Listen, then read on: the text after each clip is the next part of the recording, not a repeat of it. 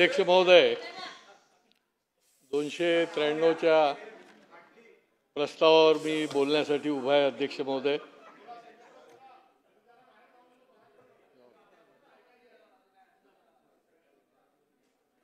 स्थानिक स्वराज्य संस्थांच्या निवडणूक न झाल्याच्या पार्श्वभूमीवर या प्रस्तावावर एक मुद्दा घेतलेला आहे.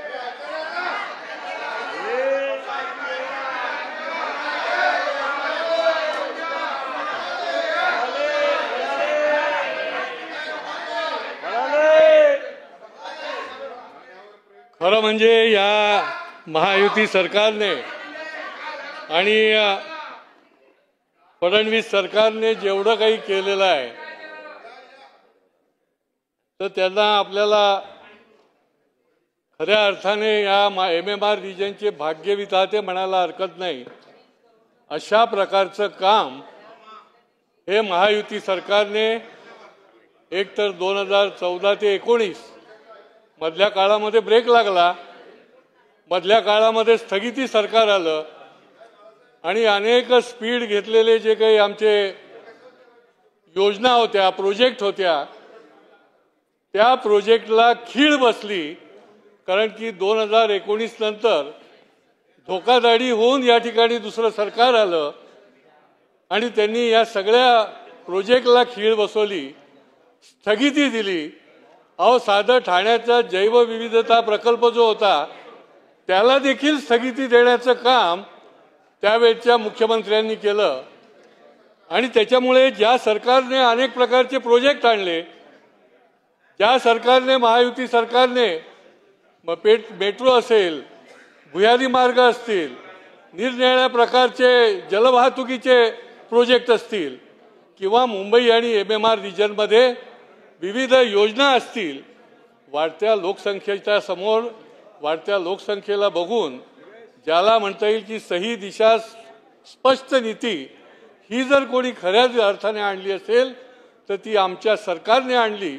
आणि त्याच्यामुळे एवढी लोकसंख्या वाढत असताना देखील अनेक प्रकारच्या उपाययोजना ज्या आहेत त्या या माध्यमातून या ठिकाणी आपल्याला बघायला मिळतात. अध्यक्ष महोदय, केवळ शासन चांगलं असलं तर चालत नाही, तर त्या ठिकाणी काम करणारी माणसं जी आहेत, मग आयुक्त असतील, अधिकारी असतील, यांनी देखील त्या पद्धतीने झालेले निर्णय जे आहेत त्याचा त्या ठिकाणी इम्प्लिमेंटेशन करणं हे देखील अध्यक्ष महोदय महत्त्वाचं असतं मला वाटतं.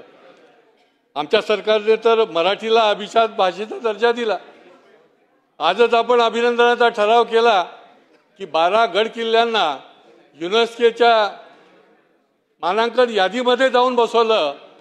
छत्रपती शिवाजी महाराजांचे गड किल्ले म्हणजे शौर्याचे आणि पराक्रमाचं प्रेरणास्थान आहे आणि त्याला जगाच्या नकाशावर नेऊन पोचवलं. म्हणजे आमच्या देवाला जगाच्या नकाशावर कोणी पोचवलं असेल तर आदरणीय मोदीजी असतील आणि आमच्या महायुती सरकारचे फडणवीस साहेब असतील, आशिष शेलार असतील, एकनाथ शिंदे असतील, अजितदादा असतील.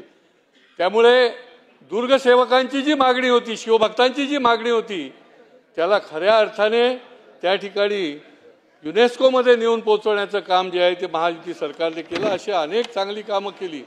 पण त्याचबरोबर अध्यक्ष महोदय, काही वेळा प्रशासन जे आहे, या प्रशासनाने ठरवलंय तरी काय, अशा प्रकारचा प्रश्न देखील पडतो. या ठिकाणी बसलेल्या लोकप्रतिनिधींना दर 5 वर्षाने परीक्षेला सामोरं जावं लागतं आणि त्या परीक्षा द्यायला लागते, परीक्षा पास व्हायला लागते. परंतु प्रशासनातल्या अधिकाऱ्यांना कुठलीही परीक्षा नसते. एकदा लागले की त्यांना आपोआप प्रमोशन मिळतं आणि त्याच्यामुळे ही सगळी मंडळी जी आहे ती या ठिकाणी त्याला म्हणता येईल की उर्मटपणे, मी सगळ्या अधिकाऱ्यांच्याबद्दल म्हणणार नाही, परंतु काही अधिकारी जे आहेत, विशेष करून ठाणे महानगरपालिकेमधले असतील, ते उर्मटपण आहेत, उद्धटपण आहेत, उन्मत्त आहेत, बेजबाबदार आहेत, बेछूट आहेत.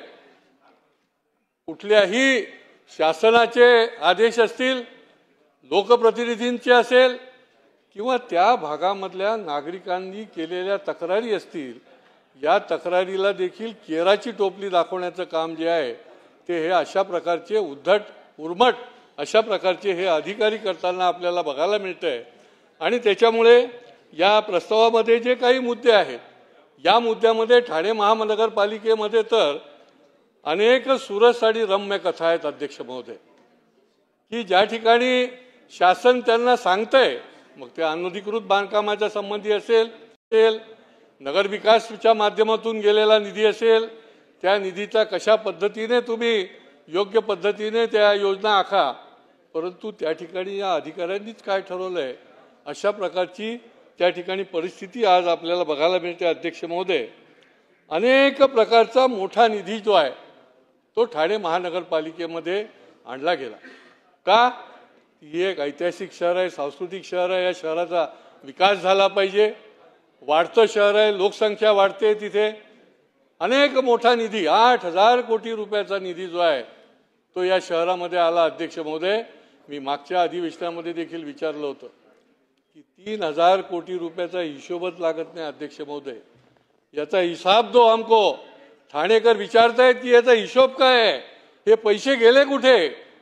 या ठिकाणी अध्यक्ष महोदय खेदाने सांगावं असं वाटतं, संतापाने सांगावं असं वाटतं अध्यक्ष महोदय की या महानगरपालिकेचा 5 वर्षाचा ऑडिट रिपोर्ट देखील झालेला नाही, लेखापरीक्षण अहवाल देखील आलेला नाही। मी स्वतः टॅक्स कन्सल्टंट आहे, मला माहिती आहे की एवढा मोठा ज्यावेळेला निधी येतो, खरं तर प्रत्येक गोष्टीचं लेखापरीक्षण असलं पाहिजे, परंतु 5 वर्षाचा लेखापरीक्षण झालेलं नाही म्हणजे किती प्रकारे या ठिकाणी घोटाळा झाला असेल अध्यक्ष महोदय आपल्या लक्षात येईल। कलम 105च्या अन्वय हे बंधनकारक देखील आहे आणि त्याच्यामुळे मी या माध्यमातून शासनाला विनंती करेन की याच्या संबंधामधली चौकशी करून कारवाई करा, हे बंधनकारक आहे। आज ज्या वेळेला मी मागच्या वेळेला आवाज उठवला त्यावेळेला 2019-20 आणि 2021चा लेखापरीक्षा अहवाल जो आहे तो त्यांनी सादर केला, परंतु अजून वेबसाईटवर आलाच नाही अध्यक्ष महोदय। आणि त्याच्यामुळे एवढा मोठा निधी त्या ठिकाणी येतो, अनुदान मिळतं, परंतु या ठिकाणी जे निकष आहेत, जी पारदर्शकता दिसायला पाहिजे, त्या पारदर्शकतेचा आपल्याला ज्याला म्हणता येईल की पारदर्शकतेचा या निकषांचं उल्लंघन केलेलं आपल्याला बघायला मिळतं अध्यक्ष महोदय। अनेक मोठा निधी, शासकीय निधीचा गैरव्यवहार झालेला आहे, गुंतवणूक प्रक्रियेमध्ये देखील अपारदर्शकता आहे अध्यक्ष महोदय। आणि त्याच्यामुळे या निमित्ताने आम्ही तर पत्र देऊन मागणी देखील केलेली आहे अध्यक्ष महोदय की याच्यामध्ये कलम नियम 8(4) आणि 10(5) नुसार शासकीय निधीचे नियोजन, अचूक नोंदणी आणि लेखा परीक्षण जे आहे ते अनिवार्य आहे, परंतु ते केले गेलेलं नाही अध्यक्ष महोदय। आणि ही फार मोठी ज्याला म्हणता येईल की कारवाई करण्यासारखी गोष्ट आहे। लेखा अहवाल एवढा मोठा निधी त्याचं परीक्षण केलं जात नाही, ही अत्यंत या गुंतवणूक प्रक्रियेतली अपारदर्शकता म्हणता येईल आणि विसंगती म्हणता येईल अशा पद्धतीचे अध्यक्ष महोदय।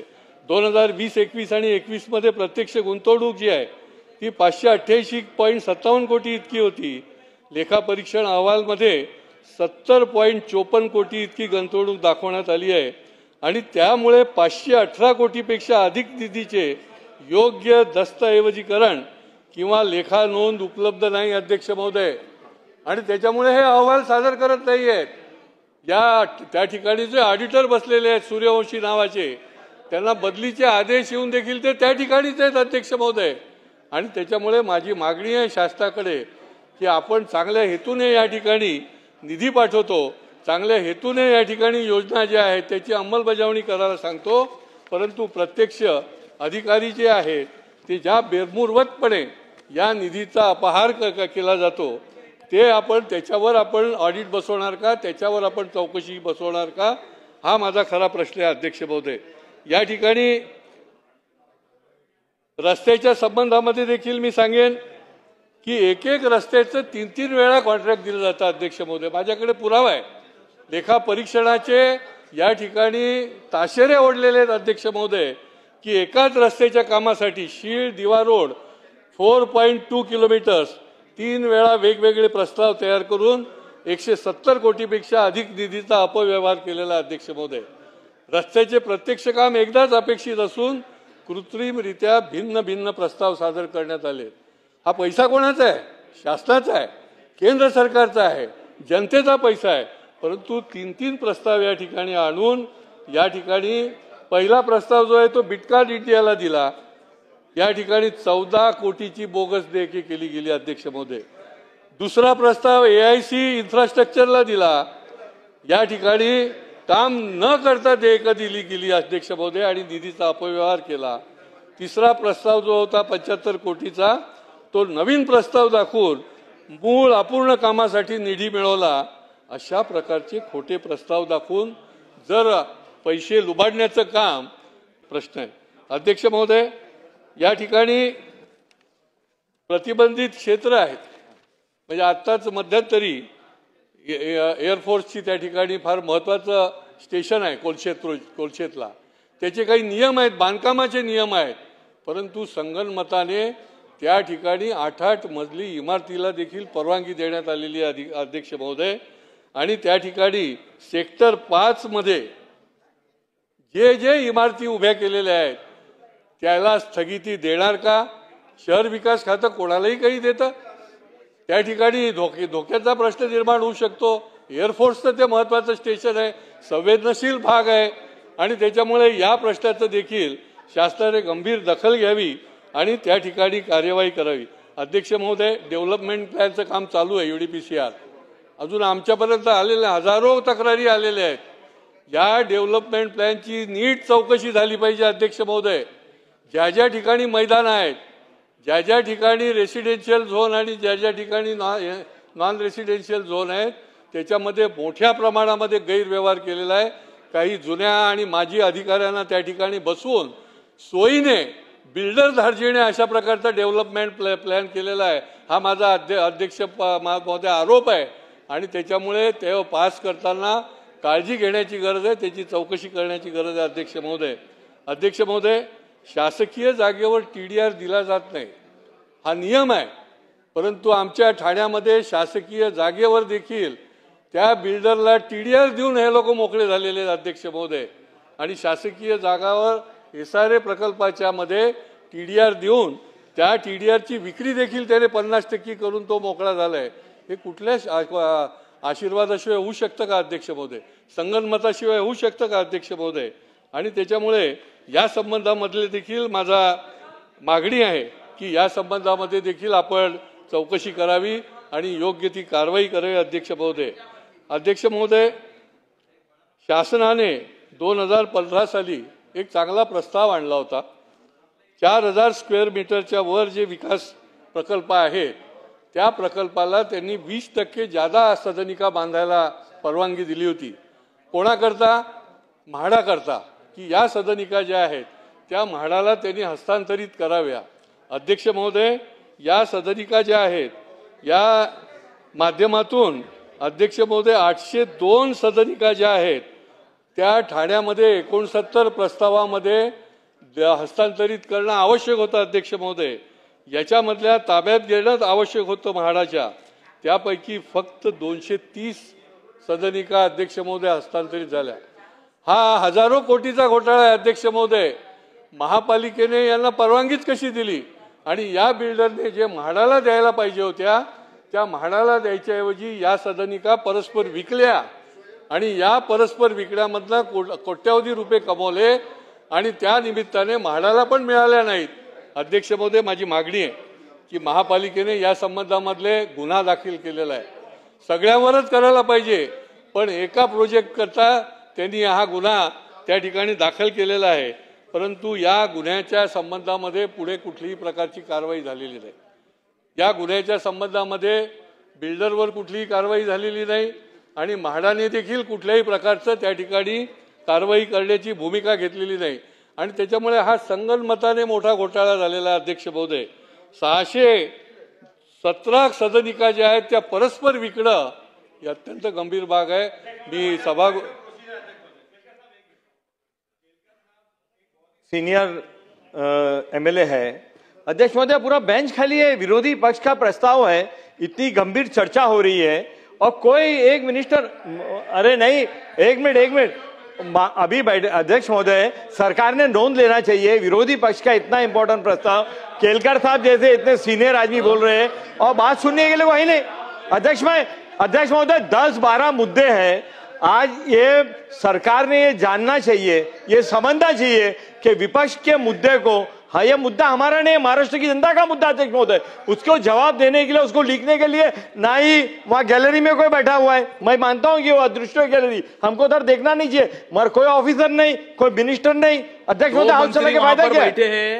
अरे अध्यक्ष महोदय भाग भाग के रेस में आ रहे, भाग भाग के आ रहे। शंभूराज देसाई आतापर्यंत बसले होते, ते पाणी प्यायला बाहेर गेले।